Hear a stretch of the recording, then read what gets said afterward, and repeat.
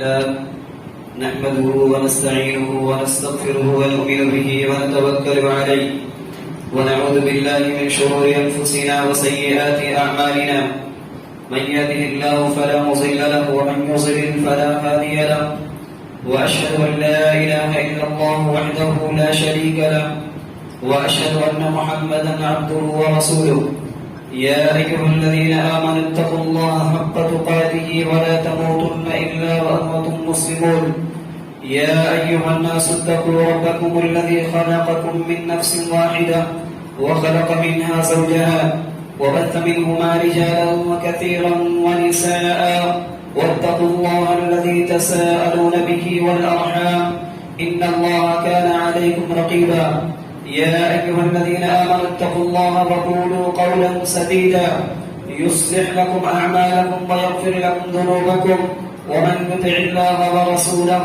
فقد فاز فوزا عظيما أما بعد فإن أصدق الحديث كتاب الله وخير الهدي هدي محمد صلى الله عليه وسلم وشر الأمور محدثاتها وكل محدثة بدعة وكل بدعة ضلالة وكل ضلالة في النار وأعوذ بالله السميع العليم من الشيطان الرجيم بسم الله الرحمن الرحيم والله أخرجكم من بطون أمهاتكم لا تعلمون شيئا وجعل لكم السمع والأبصار والأفئدة قليلا ما تشكرون. محترم حاضرین جمعہ، بزرگوں، نوجوان بھائیوں، قابل احترام خواتین اسلام، عزیز بچوں، خطبہ مسنونہ کے بعد سورہ نحل سورہ نمبر 16 کی آیت نمبر 78 تلاوت کی گئی.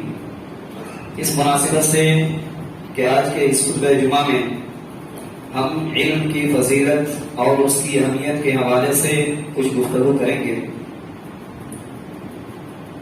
علم یہ جہالت کی ضد ہے. نبی کریم صلی اللہ علیہ وسلم کہ نبی بنائے جانے کے پہلے کا جو دور ہے، جو زمانہ ہے، اس زمانے کو جاہلیت کا زمانہ اور جاہلیت کا دور کہا جاتا ہے. نبی صلی اللہ علیہ وسلم جب تک نبی نہیں بنائے گئے تھے، اس زمانے میں، اس دور میں، اس وقت آپ صلی اللہ علیہ وسلم جب تک نبی نہیں بنے تھے، لوگ انسانیت کیا ہوتی ہے انہیں پتہ نہیں تھا.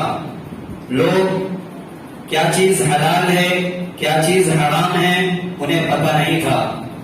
لڑکیوں کے ساتھ ظلم و زیادتی، دوسروں کا حق مارنا، سود جیسی برائی میں ملوث ہونا، یا اسی طریقے سے اللہ اور اس کے رسول کی جتنی بھی نافرمانی ہو سکتی ہے، سارے جرائم، سارے کرائم نبی کریم صلی اللہ علیہ وسلم کی بعثت سے پہلے موجود تھی.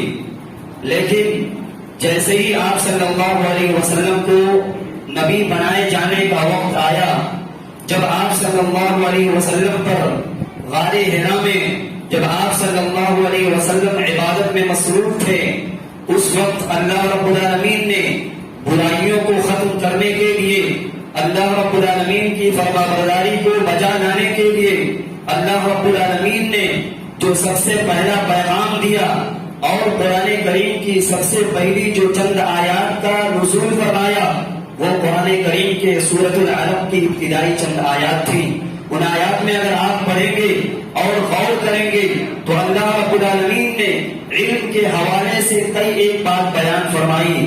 پڑھنے کی بات کہی، تعلیم حاصل کرنے کی بات کی.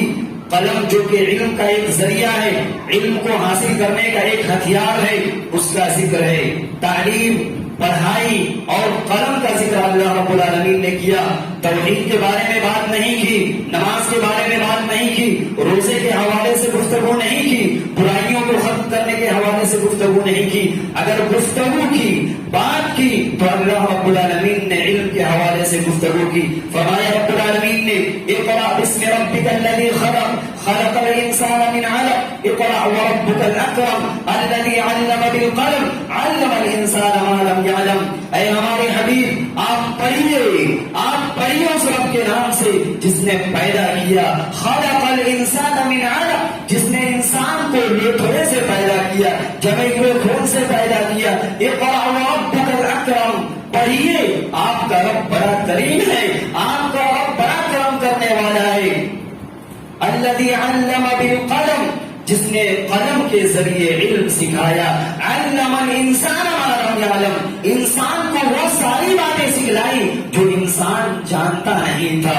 غار حرا کی پہلی آواز، پہلی پکار پڑھائی ہے. اقرأ کے الفاظ دو جگہ استعمال کیا، پڑھیے.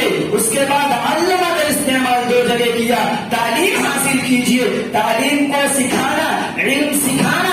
نبی کریم صلی اللہ علیہ وسلم کے حوالے سے کہا گیا آپ کو آپ کا رب سکھائے گا، رب تعلیم دے گا اور اس چیز کے ذریعے سکھائے گا جو کہ دنیا جس کو قلم کے نام سے جانتی ہے. انسان پیدائشی طور پر کوئی بھی دنیا کے اندر پیدا ہوا، کوئی بھی تعلیم حاصل کر کے پیدا نہیں ہوا. سارے لوگ جاہل تھے، انسان کچھ نہیں جانتا تھا. بعض لوگوں کے بارے میں یہ باور کراتے ہیں، یہ بتلاتے ہیں فلاں پیر صاحب تھے، فلاں بابا صاحب تھے، فلاں غوث صاحب تھے جو پیدائشی 15 پارہ کے حافظ قرآن تھے. یہ جھوٹی بات ہے، یہ من گھڑت کہانی ہے، اس کا کوئی ثبوت نہیں ہے. اور اگر اس کو مان بھی لیا جائے کہ کوئی صاحب پیدائشی 15 پارہ کے حافظ قرآن تھے تو قرآن کی ایک آیت کی رد ہوتی ہے. فرمایا رب العالمین نے واللہ اخرجکم من بطون امہاتکم لا تعلمون شیئا، اے اللہ کے بندے، اللہ رب العالمین نے تمہیں تمہاری ماں کے پیٹ سے پیدا کیا، پیدائش کے وقت لا تعلمون شیئا، تم کچھ بھی نہیں جانتے تھے. شیئا یہ نکرہ ہے، عربی جاننے والے جانتے ہیں یہ نکرہ تحت النفی ہے، عموم کے لیے ہے، یہ عام بات ہے.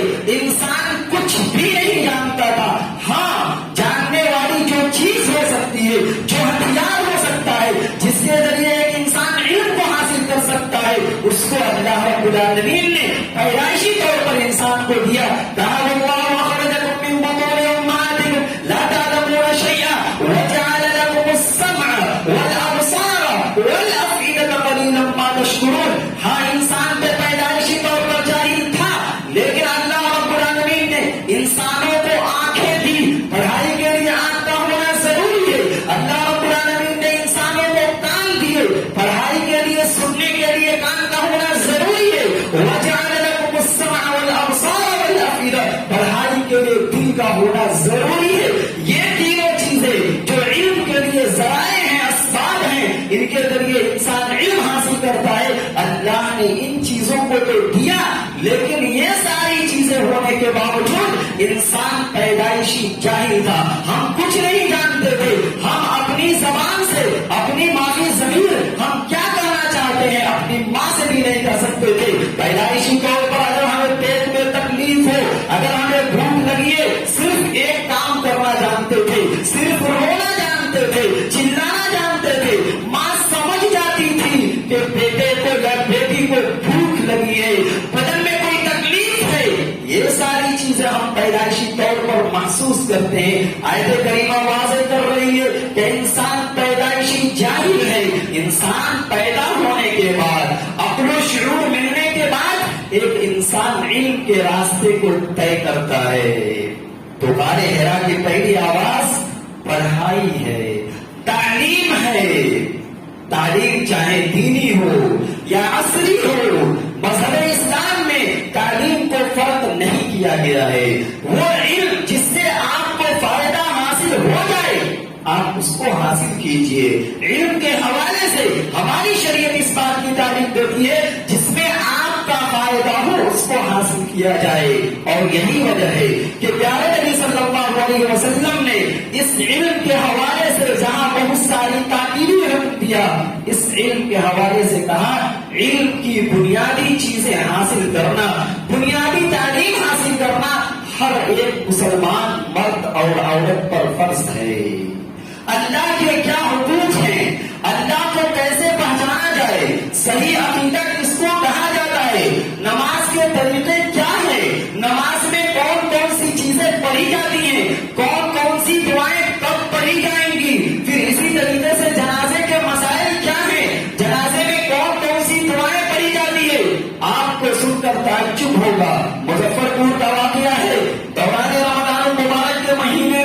ایک صاحب سے ملاقات ہے، دوستی بھی ہے، بڑی تنہائی کے ساتھ انہوں نے اپنی ایک گزارش پیش کی. جاب کر رہے ہیں، سیلری بھی ماشاءاللہ بہت اچھی ہے، لیکن بڑی معذرت کے ساتھ انہوں نے ایک بات پیش کی.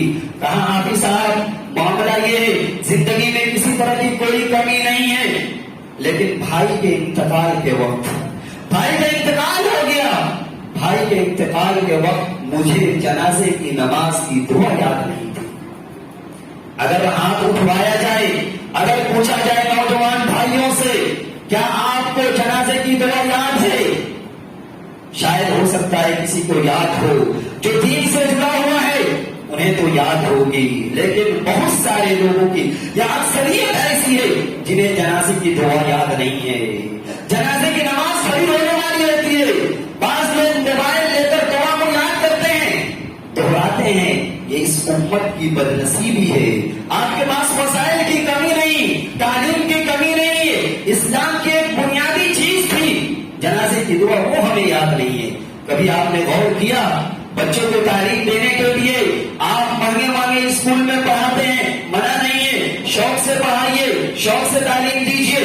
اگر آپ کا انتقال ہو جائے، آپ کے خاندان کے لوگوں کو جنازے کی دعا یاد نہ ہو، آپ کے لیے افسوس کی بات تو ہونی چاہیے نا. کہا کہ جنازے کی دعا یاد نہیں ہے. شب قدر کی رات تھی، کہا ہمیں یاد کرا دیجیے. بتایا گیا انہیں دعا. کہنے کا مقصد یہ ہے کہ بنیادی تعلیم ہر ایک کو حاصل ہونی چاہیے. دین کا گہرا علم اگر ہم حاصل نہیں کر سکتے کوئی مسئلہ نہیں ہے، علماء سے رجوع کریں گے، بڑے لوگوں کی طرف جائیں گے، سوال و جواب ہوگا، لیکن جو بنیادی تعلیم ہے، بیسک جو تعلیم ہے، اس کا حاصل کرنا ہر مسلمان مرد پر بھی اور عورتوں پر بھی فرض ہے. فرمایا پیارے نبی صلی اللہ علیہ وسلم نے عن انس بن مالک رضی اللہ عنہ قال قال رسول اللہ صلی اللہ علیہ وسلم طلب العلم فریضۃ علی کل مسلم. رواہ ابن ماجہ فی کتاب السنہ. سنن ابن ماجہ کی صحیح حدیث ہے. حضرت انس بن مالک رضی اللہ تعالیٰ عنہ فرماتے ہیں کہ پیارے نبی صلی اللہ علیہ وسلم نے کہا طلب العلم فریضۃ علی کل مسلم، ہر مسلمان کے لیے علم کا حاصل کرنا، علم کا طلب کرنا فرض ہے.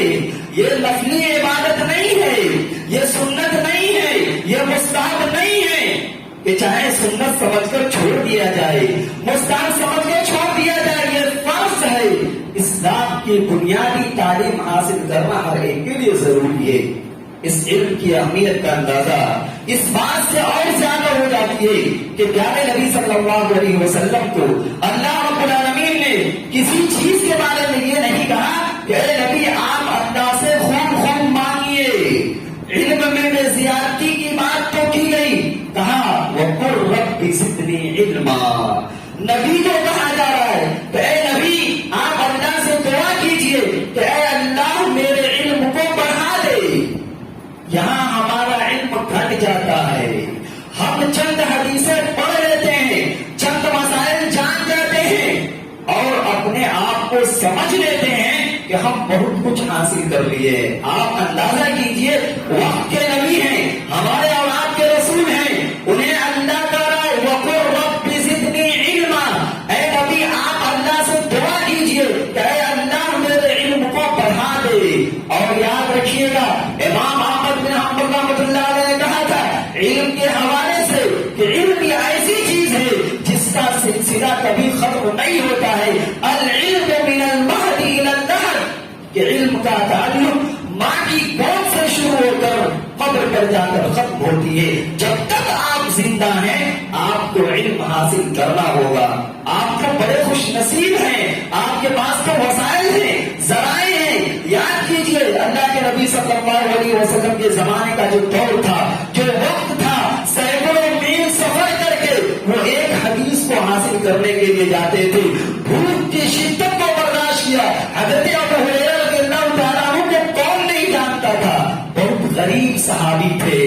ایک طلب تھی ان کے اندر، ایک شوق تھا علم حدیث کا. پیارے نبی صلی اللہ علیہ وسلم کے دروازے سے چھپ کے رہتے تھے. لوگ کہا کرتے تھے یہ تو پاگل ہو چکے ہیں، یہ تو دیوانہ ہو چکے ہیں. بھوک برداشت کرتے تھے. وہ کہتے تھے ہم یہاں اس لیے بیٹھے ہوئے ہیں کہ نبی صلی اللہ علیہ وسلم گھر سے باہر نکلے کوئی بات بتلا دے، کوئی بات سمجھا بتا دے نبی صلی اللہ علیہ وسلم کی شروعات دن کی صبح علم کے حوالے سے ہوتی تھی. یہاں پوسٹر لگا ہوا ہے, وہ دعا موجود ہے.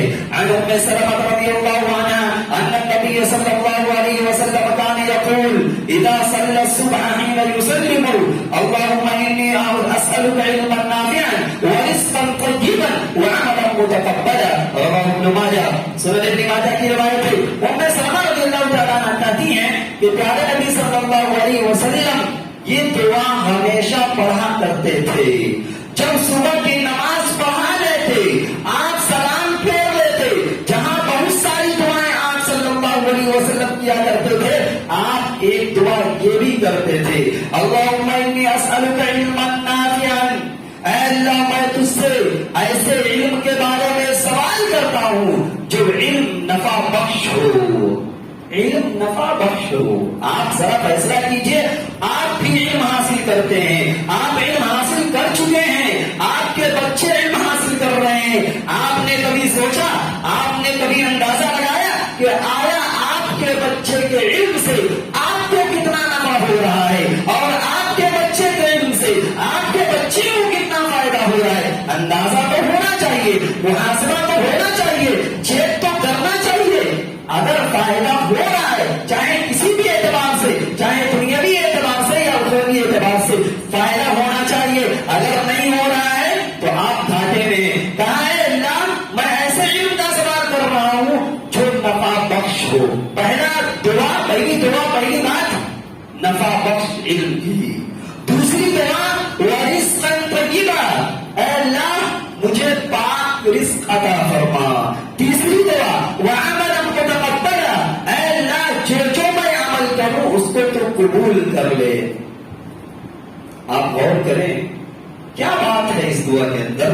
ظاہری طور پر نفع بخش علم کا سوال ہے, پاک رزق کا سوال ہے, عمل کی قبولیت کا سوال ہے. تینوں میں کنیکشن کیا ہے, تینوں میں ربط کیا ہے, تعلق کیا ہے؟ اگر آپ غور کریں تو تینوں میں تعلق ہے. پہلا سوال, پہلی دعا علم کے بارے میں, فوراً بعد حلال رزق کے بارے میں. اگر آپ کے پاس ایسا علم ہے جو آپ کو بتا دے کہ جو آپ رزق کھا رہے ہیں آیا وہ حلال ہے یا حرام. اگر آپ کے پاس علم ہے آپ سود بھی کھا رہے ہیں, آپ دوسروں کے ساتھ دھوکہ بھی دے رہے ہیں, دوسروں کی زمین پر ناجائز قبضہ بھی جمائے ہوئے ہیں, دوسرے کے حقوق کو بھی مارے ہوئے ہیں, آپ کا علم غیر نافع ہے. اور غیر نافع علم کے سلسلے میں نبی پناہ مانگتے تھے, اللہم انی اعوذ بک من علم لا ینفع, اے اللہ مجھے ایسا علم مت دینا جو غیر نفع بخش ہو, جو فائدہ ہی نہ دے.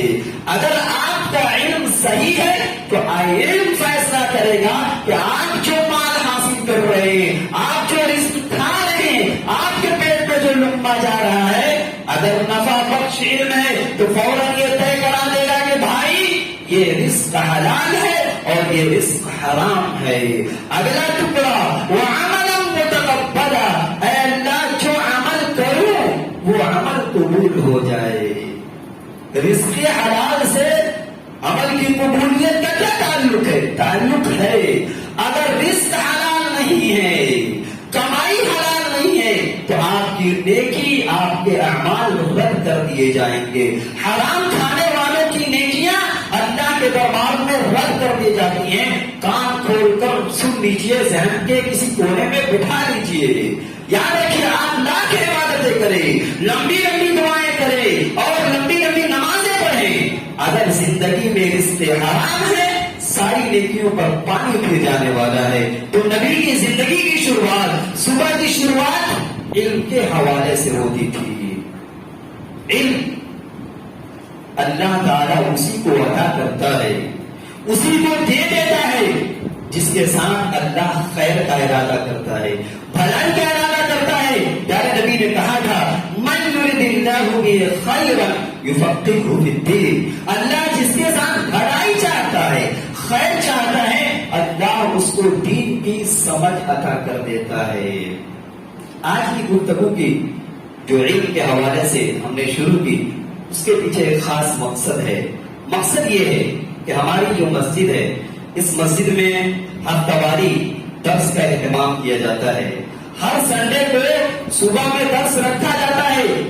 لیکن عام طور پر یہ ہوتا ہے کہ اکثریت غافل ہیں, کوئی حاضر نہیں ہوتے ہیں. یہاں کا ایک نظام ہے کہ درس ہونا ہے, لیکن سننے والے کوئی نہ رہیں تو بیان کرنے والے, بات لانے والے بات کس کو کہیں گے؟ آج ہم اور آپ دنیا میں اس قدر مشغول ہیں, سبھی لوگوں کے ساتھ مسئلہ ہو سکتا ہے, کسی کے ساتھ کوئی نہ کوئی مجبوری ہو سکتی ہے, لیکن یہ مجبوری ہر ہفتہ, ہر مہینے, ہر سال ایسا نہیں ہو سکتا ہے. ایسا نہیں ہو سکتا ہے. آپ ہی کی سہولیت کے لحاظ سے دن جو متعین کیا گیا وہ اتوار کا دن متعین کیا گیا, سنڈے کا دن متعین کیا گیا, اس لیے کہ سارے لوگ عموماً فرصت میں رہتے ہیں, ہم سب کچھ کر لیتے ہیں. اور یاد رکھیے آپ سے زیادہ وقت بھی نہیں مانگا جاتا ہے. اس درس کا وقت 1 گھنٹہ تھا, آگے چل کر آدھا گھنٹہ کر دیا گیا, لیکن ہم حاضر نہیں ہوتے ہیں. دنیا کے سارے کام ہم کر لیتے ہیں, ساری پلاننگ ہم سنڈے پر کر لیتے ہیں. کیوں نہیں ہم اللہ کے لیے, رسول کے لیے, دین کے لیے ہفتے میں آدھے گھنٹہ اگر نہیں دے سکتے ہیں تو ہم اور آپ کیا کر سکتے ہیں؟ ہمارے نوجوان بھائی ہیں, نوجوان بھائیوں سے اگر یہ سوال کیا جائے, میرے پیارے بھائی, نوجوان ساتھیوں, آپ موبائل میں دن بھر میں کتنا وقت دیتے ہیں؟ دن بھر میں کتنا ٹائم دیتے ہیں؟ آپ ٹائم تو دیتے ہیں. دوسرا سوال, آپ اللہ اور اس کے رسول کے لیے کتنا وقت نکالتے ہیں؟ آپ خود سے فیصلہ کریں, خود سے فیصلہ کریں. ہم سب کچھ کر رہے ہیں, دنیا کے بارے میں سب کچھ جان رہے ہیں.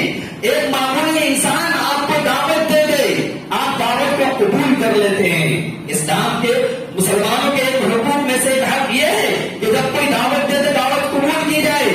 ایک عام انسان کی دعوت دے تو اس دعوت پر لبیک کہنا ضروری ہے, لیکن وہ ذات, وہ رب العالمین جو ہمیں اور آپ کو بلائے اپنے گھر میں اپنی بات کو سکھانے کے لیے, سمجھانے کے لیے, تو ہم نہیں وقت نکالتے ہیں. اگر ہم بیمار ہیں, ہم مریض ہیں, معذرت بھی نہیں کرتے ہیں, ہم دعوت میں شریک ہو جاتے ہیں, گھنٹہ 2 گھنٹہ دینے کے لیے تیار ہو جاتے ہیں. بعض لوگ بارات کے نام پر, شادی کے نام پر, رسم و رواج کے نام پر, بعض مریضوں کو میں نے دیکھا چل نہیں پا رہی ہیں. خواتین میں سے ایک عورت کو دیکھا, وہ چل نہیں پا رہی ہے, میرج ہال میں داخل ہو رہی ہے, سیڑھی بھی معمولی ہے, لیکن وہ معذور ہے.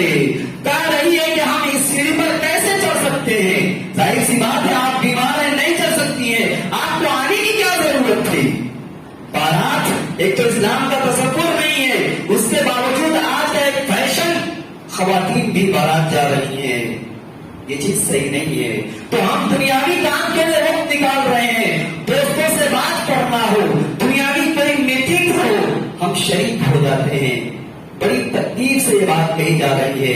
ایسا نہیں ہے کہ آپ کے اوپر کمنٹ کیا جا رہا ہے, طنز کیا جا رہا ہے, اور ایسا بھی نہیں ہے کہ اس میں بولنے والے کا کوئی فائدہ ہے, آپ ہی کا فائدہ ہے, آپ ہی کو فائدہ ملنے والا ہے. پیارے نبی صلی اللہ علیہ وسلم اس دین کے حوالے سے اور اس تعلیم کے حوالے سے صحابہ کرام کس قدر شوق رکھتے تھے اور کس قدر ایمانی جذبہ تھا. صحیح بخاری کی روایت ہے, ایک صحابی ہیں ابو واقد اللیثی, کہتے ہیں کہ پیارے نبی صلی اللہ علیہ وسلم مسجد میں بیٹھے ہوئے ہیں, والناس معه, اور لوگ بھی آپ کے ساتھ بیٹھے ہوئے ہیں.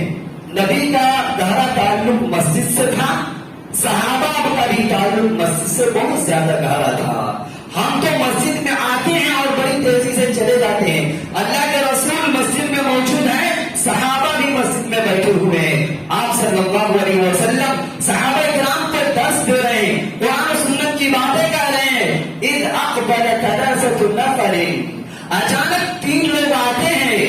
تینوں لوگ آنے کے بعد دیکھتے ہیں نبی بیٹھے ہوئے ہیں, صحابہ بھی بیٹھے ہوئے ہیں. اقبل اثنان الى رسول اللہ صلی اللہ علیہ وسلم وذهب واحد, 3 لوگوں میں سے 2 لوگ نبی صلی اللہ علیہ وسلم کی طرف بڑھے اور ایک تیسرا آدمی چلا گیا. فوقف على رسول اللہ صلی اللہ علیہ وسلم, جو 2 لوگ آگے بڑھے تھے, نبی کی مجلس کی طرف بڑھے ہوئے تھے, دونوں لوگ نبی صلی اللہ علیہ وسلم کے پاس آ کر کھڑے ہو گئے. صحابہ کی بھیڑ تھی، جگہ نہیں تھی، انہیں سمجھ میں نہیں آ رہا تھا کہاں بیٹھے. ان دونوں میں سے فرع فرجۃ فی الحلقہ، ان دونوں میں سے ایک آدمی نے دیکھا کہ ایک جگہ خالی ہے، چنانچہ وہ دوسروں کو پریشان کیے ہوئے گئے، جگہ جہاں خالی تھی وہاں جا کر وہ بیٹھ گیا.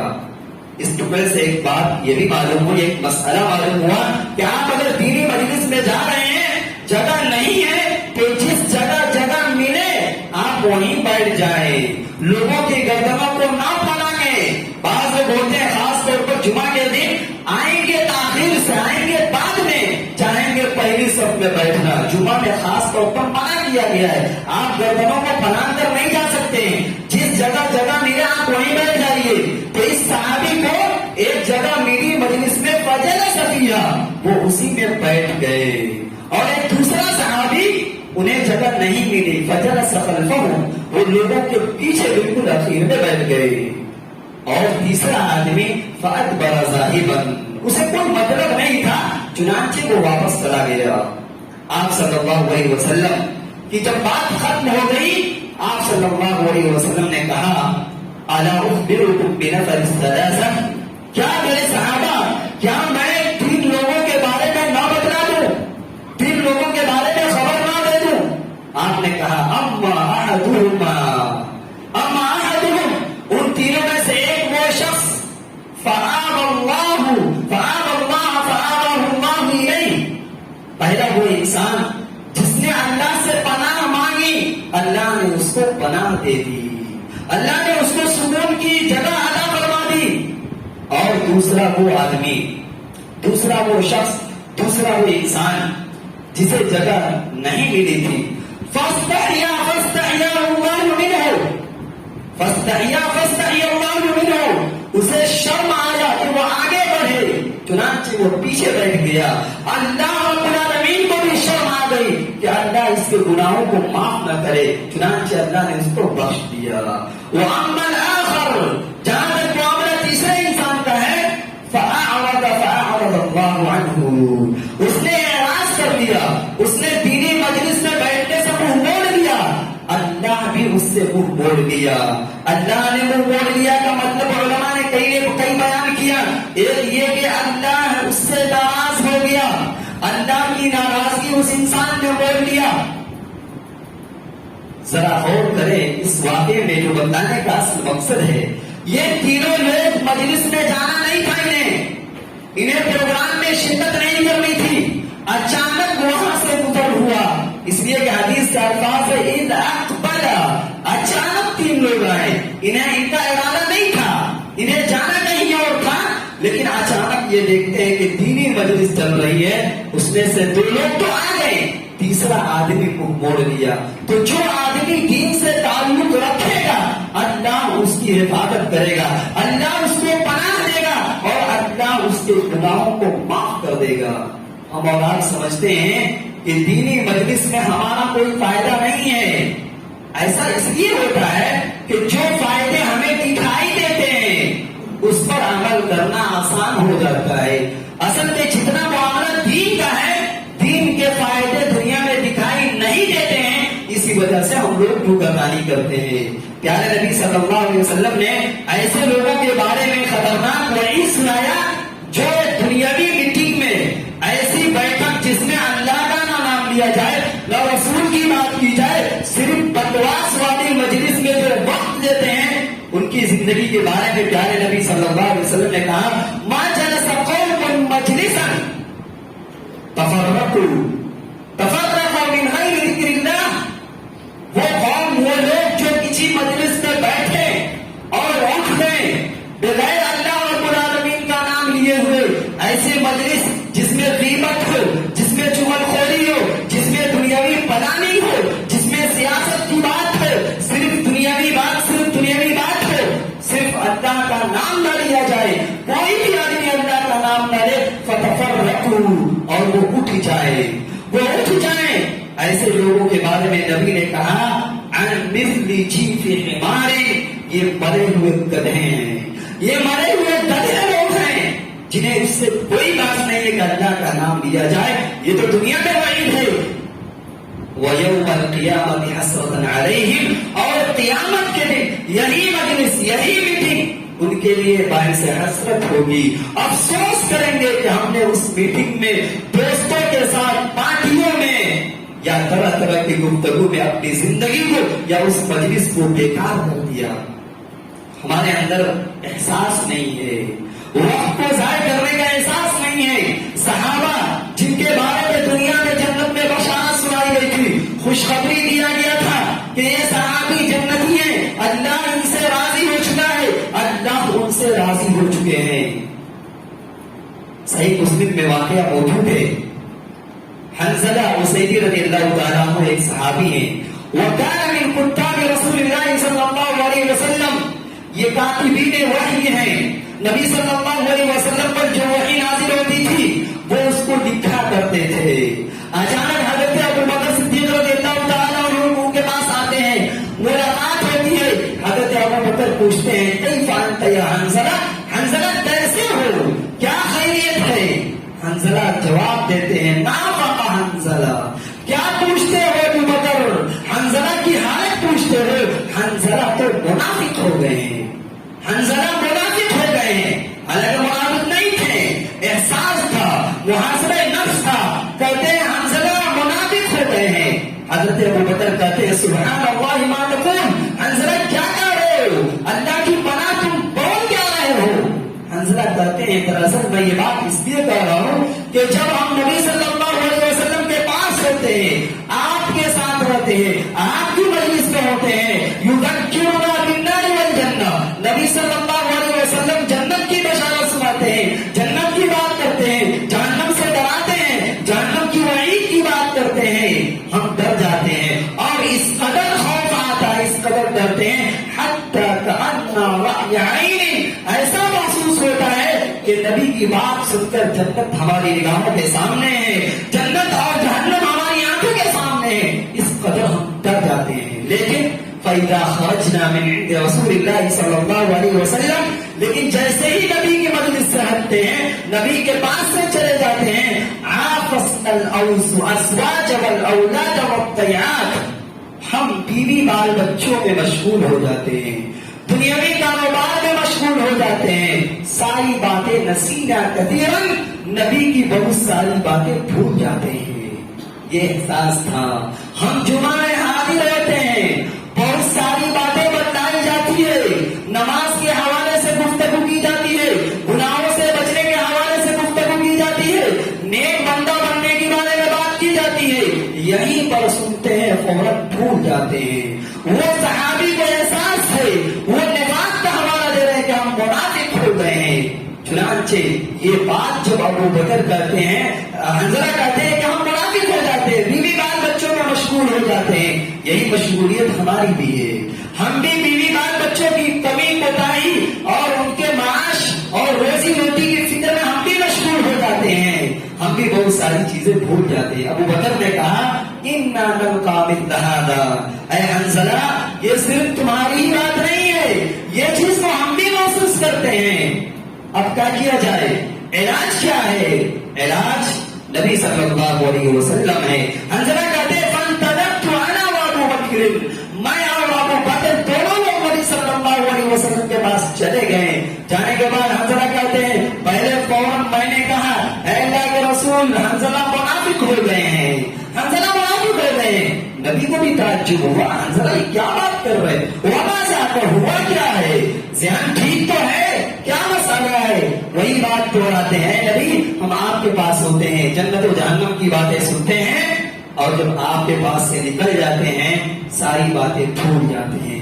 نبی صلی اللہ علیہ وسلم نے کہا کہ اگر ساری باتیں یاد رکھو گے تو فرشتے تم سے مصافحہ کریں گے، فرشتے تم سے ملاقات کرنے کے لیے تمہاری بستریں بنائیں گے، تمہارے راستوں میں آئیں گے. لیکن اے حنظلہ، ولیکن یا حنظلہ ساعۃ و ساعۃ ثلاث بیداری، یہ وقت وقت کی بات ہے، وقت وقت کی بات ہے. جب جب ہمارے پاس رہتے ہو، اچھی باتیں سنتے ہو، ایمان تازہ ہو جاتا ہے. جیسے ہی ہمارے پاس سے چلے جاتے ہو ایمان میں کمزوری آ جاتی ہے. اور صحابہ کو ایمان کی کمزوری کا احساس تھا، لیکن ہمیں احساس نہیں ہے، احساس کی ضرورت ہے، احساس پیدا کیجیے. آخری بات پیارے نبی صلی اللہ علیہ وسلم نے ان لوگوں کے حوالے سے بڑی وعید سنائی جو صرف دنیا کے بارے میں علم حاصل کرتے ہیں، صرف دنیا کو حاصل کرنے کے لیے سب کچھ سیکھتے ہیں. پیارے نبی نے کہا ان اللہ یبغض کل جعزری جواز سخاب بالاسواق عالم بامر الدنیا جاہل بامر الاخرہ. رواہ ابن حبان فی کتاب العلم. صحیح حدیث ہے. حضرت اللہ کے نبی صلی اللہ علیہ وسلم کہتے ہیں، حضرت ابو ہریرہ حدیث کے راوی ہیں کہ اللہ رب العالمین ناراض ہوتا ہے، اللہ غصہ ہوتا ہے ہر اس انسان سے جو جعزری ہے، جو متکبر ہے، جو غرور والا ہے، گھمنڈ والا ہے، جواز اور جو صرف مال کے حرص پیدا کرتا ہے، جو صرف مال کو جمع کرنے کی فکر میں رہتا ہے، اور سخاب فی الاسواق اور مال کا اس قدر حریص ہے کہ بازار میں ہو، مارکیٹ میں ہو، مال حاصل کرنے کے جتنے بھی راستے ہیں، چاہے وہ شور بچا کر ہی حاصل کیوں نہ کرنا ہو، چلاتا ہے مال کو حاصل کرنے کے لیے. پھر اللہ کے نبی نے فرمایا عالم بامر الدنیا، دنیا کے معاملے میں سب کچھ جانتا ہے، دنیا کے بارے میں سب کچھ پتا ہے. جاہل بامر الاخرہ، آخرت کے بارے میں جاہل ہے. تو آخرت کے بارے میں جو لوگ جاہل ہیں وہ اللہ کی ناراضگی کو بول رہے ہیں. علم کو حاصل کرنے کے بہت سارے راستے ہیں، چاہے دینی درس ہو، جمعہ کے خطبے ہو، یا اسی طریقے سے مدارس ہو، اسکول ہو، کالجز ہو، سارے وسائل ہیں اور ہم اور آپ علم کو حاصل کرتے ہیں. اسی لیے گزارش ہے، آپ سے اپیل ہے، آپ سے تعاون کے لیے ہاتھ بڑھایا جا رہا ہے کہ آپ درس میں حاضر ہو. آپ کی سہولت کے لیے وقت کے اندر بھی ترمیم کر دیا گیا ہے، وقت بھی تبدیل کر دیا گیا ہے. ممکن ہے سنڈے کا دن ہے، ہم اور آپ سوتے رہتے ہیں، پوری کالونی سناٹے کا شکار رہتی ہے، سبھی لوگ سوئے رہتے ہیں، سب کا معاملہ اٹھنے جاگنے کا الگ الگ ہے. ہو سکتا ہے اس لیے لوگ حاضر نہیں ہوتے ہیں. وقت کو تبدیل کر کے بدل دیا گیا ہے، درس کا وقت فوراً مغرب بعد رکھا گیا ہے، اور اس وقت بھی آپ سے زیادہ وقت نہیں دیا جائے گا، صرف آدھے گھنٹے کا. آپ ہفتے میں آدھا گھنٹہ دے سکتے ہیں. ہم اللہ سے دعا بھی کرتے ہیں کہ اللہ آپ کو اس بات کی توفیق دے. اللہ کی توفیق کے بغیر کچھ نہیں ہو سکتا. اور یہی سے ارادہ پکا کیجیے، نیک نیتی کے ساتھ اٹھیے. ہمارا معاملہ یہ ہے کہ ہم سنتے ہیں، یہ بات ہمیشہ ہوتی رہتی ہے، ہم کو اپنا کام کرنا ہے.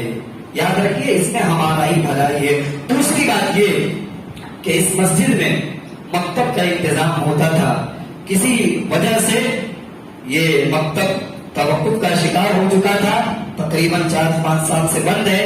مکتب میں چھوٹے چھوٹے بچوں کی تعلیم دی جاتی تھی، لیکن انتظامیہ نے اس چیز کو دوبارہ چالو کرنے کا ارادہ کیا ہے.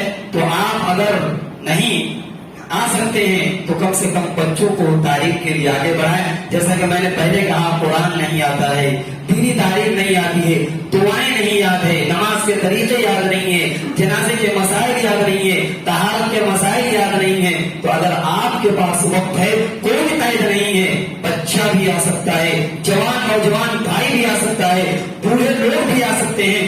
اور ایک بات یاد رکھیے گا، اس میں آپ کی بھرپور تعاون کی ضرورت ہے، آپ کی مدد کی ضرورت ہے. یہاں بھی آپ ڈریے گا نہیں ہے، مال کا تعاون نہیں چاہیے، آپ سے پیسے کا تعاون نہیں چاہیے.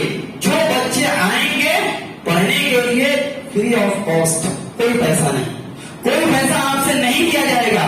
آپ صرف بچے دے کر اپنا تعاون پیش کیجیے. اور یاد رکھیے یہ آپ کے لیے صدقہ جاریہ ہے. یہی بچے اگر علم حاصل کریں گے، دعائیں یاد رکھیں گے، نماز کے طریقے یاد رکھیں گے، مسائل یاد رکھیں گے، تو آپ کے مرنے کے بعد آپ کے لیے صدقہ جاریہ ہوگا. دوسری بات یہ کہ جو ٹائم ہے تعلیم کا، پڑھائی کا، مکتب جو ہے عصر کے بعد سے لے کر مغرب تک رہے گا. 2 گھنٹے کا وقفہ ہے. آپ اپنے بچوں کو اسکول کی تعلیم کے لیے کتنا وقت نکالتے ہیں؟ بعض بھائیوں کو اس بات کا اعتراض ہوتا ہے، ہم لوگ بھی اس تعلیم کو دیتے ہیں، گھروں کے اندر جا کر یا اپنے گھر کے اندر پڑھاتے ہیں. تو بعض والدین کی یہ گزارش ہوتی ہے کہ حافظ صاحب مسئلہ یہ ہے کہ بچے کا وقت جو ہے اسکول کا فلاں ٹائم ہے، بچے اسکول کے بعد ٹیوشن جاتے ہیں، اسکول بھی جا رہے ہیں ایک بار، ٹیوشن بھی جا رہے ہیں دوسری بار، پھر پلس ٹیوشن کر رہے ہیں، کئی ٹیوشن ہم اور آپ بھیجتے ہیں صرف دنیاوی تعلیم حاصل کرنے کے لیے، قرآن کی تعلیم کے لیے 2 گھنٹے کا وقت آپ نکالیے، بچوں کو بھیجیے اور یاد رکھیے بچوں سے فیس نہیں لیا جائے گا، وقت عصر سے لے کر مغرب تک ہے۔ اگر آپ اس میں تعاون کرتے ہیں، جو لوگ مسجد میں تعاون کرتے ہیں ان کا مسئلہ الگ ہے، اور جو لوگ مسجد میں بھی تعاون کرتے ہیں ان سے گزارش ہے کہ انتظامیہ کا ایک شکایت ہے کہ آپ بھی وقت پر پیسہ نہیں ادا کرتے ہیں، اس میں کوشش کیجیے کہ وقت سے پہلے آپ ادا کر دیں، اور اس معاملے میں مکتب کے معاملے میں اگر کوئی حضرات آگے چل کر پڑھنا چاہتے ہیں، تعاون لینا چاہتے ہیں تو وہ بھی اپنا نام لکھوا سکتے ہیں، شکیل اختر موجود ہیں، آپ ان سے رجوع کریں۔ اور اسی طریقے سے بچے کے تعاون کے سلسلے میں ایک بات اور کہیں گے کہ اگر آج ہی جن بچوں کو تعلیم دلانا ہے آج بھی نام لکھوا سکتے ہیں۔ رب العالمین سے ہم دعا کرتے ہیں کہ اللہ رب العالمین جو باتیں قرآن و سنت کی روشنی میں دینی تعلیم کے حوالے سے گفتگو کی گئی، رب العالمین سب سے پہلے مجھے مزید علم حاصل کرنے کی توفیق نصیب فرما۔ رب العالمین جو بھی والدین حضرات ہیں، سرپرست حضرات ہیں، خواتین ہیں، تمام لوگوں سے گزارش ہے کہ آپ بھی اس میں اپنا تعاون دیں، آپ بھی تعلیم حاصل کریں تاکہ عملی زندگی میں اس کا نفاذ ہو سکے۔ رب العالمین ہمیں اس کی توفیق نصیب فرما۔ اور ایک گزارش ہے، جناب نور حسن صاحب مدرسہ دارالہدیٰ کے سیکریٹری ہیں، ان کی بچی کا آپریشن ہے، تمام لوگوں سے گزارش ہے کہ اللہ رب العالمین سے دعا کریں کہ رب العالمین آپریشن کو کامیابی سے نوازے اور اسی طریقے سے انہیں شفاء کاملہ عاجلہ عطا فرمائے۔ بہت سارے لوگوں نے دعا کی درخواست کی، آپ دعا کریں کہ جو آدمی جس پریشانی میں مبتلا ہے، جس بیماری میں مبتلا ہے، اللہ رب العالمین تمام لوگوں کو شفاء کاملہ عاجلہ عطا فرمائے، آمین۔ اللهم ارنا الحق حقا وارزقنا اتباعه وارنا الباطل باطلا وارزقنا اجتنابه ربنا آتنا في الدنيا حسنة وفي الآخرة حسنة وقنا عذاب النار وآخر دعوانا الحمد لله رب العالمين۔